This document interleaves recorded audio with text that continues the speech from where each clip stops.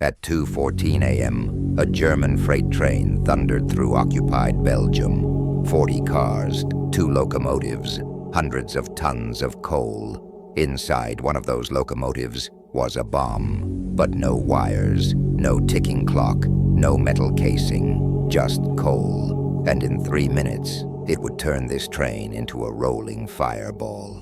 By 1943, Hitler's war machine ran on one thing more than anything else. Not oil, not tanks, not bullets, coal. Every German train, factory, and power plant depended on it. Coal moved the Wehrmacht. Coal fed the furnaces that made steel for Panzer tanks. Coal powered the railways that hauled troops to the front. If you could stop the coal, you could stop the war. But coal was everywhere. Millions of tons shipped every week from mines in Germany, Poland, and occupied Europe. And guarding it was impossible. That's when British intelligence had an idea so diabolical, so simple, that it sounded insane. What if you could turn the coal itself into a weapon? The Allies were desperate. They had bombed rail yards. They had bombed bridges. They had bombed factories. But Germany kept repairing everything. Trains were back on the tracks in days. Bridges rebuilt in weeks. Factories running again in months. You couldn't bomb the Nazis into stopping. So the British Special Operations Executive, the SOE, turned to something darker. Sabotage. They wanted Germany to destroy itself. From the inside, agents across Europe began reporting something strange. German locomotives were exploding, not from bombs, not from air raids. They were blowing up from inside their own fireboxes. Boilers ruptured, engines torn apart, crews vaporized in a flash of superheated steam and metal. And nobody could figure out why. Railway investigators blamed bad coal, or faulty boilers, or worker negligence. But it kept happening. One train after another, one rail line after another. Always when the firemen shoveled coal into the furnace. Always when the engine was at full power. Always with no warning. Imagine being the man in the locomotive, the firebox glowing white-hot. The heat so intense your eyelashes singe. You shovel black chunks of coal into the roaring inferno. One piece. Looks just like the others. Same size, same shape, same dull, dusty black.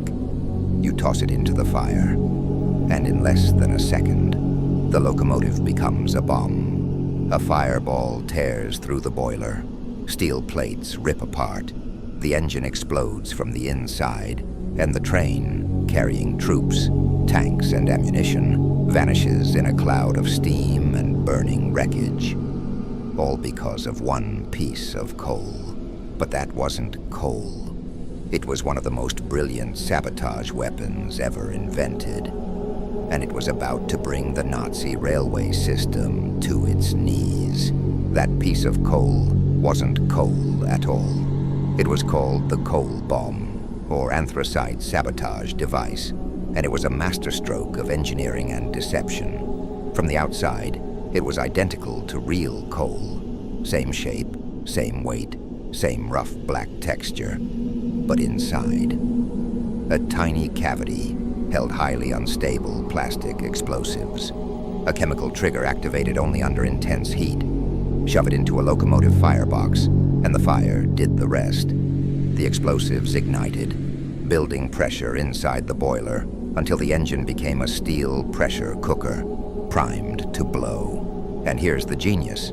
The coal bomb could sit unnoticed in storage piles among real coal for weeks, even months.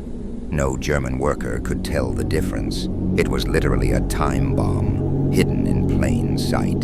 The SOE's plan was simple. Step 1, smuggle the coal bombs into German coal depots. Step 2, let German firemen shovel them into locomotives like normal coal. Step 3, watch chaos unfold. Explosions were precise. Only the boiler failed, leaving surrounding infrastructure mostly intact. a terrifying psychological weapon. The Germans called it boiler bursts. They never suspected sabotage at first. The Allies, however, knew exactly what was happening. Every locomotive destroyed meant lost troops, delayed supplies, destroyed morale. The coal bomb wasn't just a weapon, it was a scalpel. Surgical destruction inside the enemy's own lifeblood, their railways. But the success of the coal bombs didn't happen in London or Paris. It happened in the shadows, in cold Belgian forests, in the dead of night, by men and women risking everything, agents disguised as coal delivery workers, railway employees secretly loyal to the Allies, smuggled the coal bombs into train depots, sometimes hiding them under real coal shipments. Every successful placement was a race against discovery. If a German inspector noticed, the operative would be executed. Yet the payoff was enormous. Entire trains, sometimes carrying tanks or ammunition, vanished in fire and steel. A domino effect that paralyzed entire regions. By late 1944, the coal bombs had wrought havoc on the Nazi war effort. Rail lines went unused. Locomotives became death traps.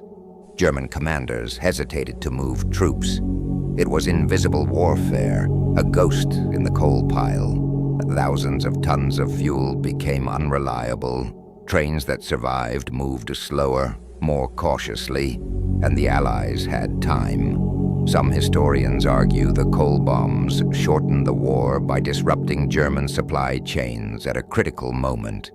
All from one simple idea, a bomb that looked like coal. Imagine the terror of a fireman, shoveling black coal into a roaring fire, unaware that death was hidden in plain sight. A weapon that didn't scream, didn't fly through the air, didn't wait in secret bunkers.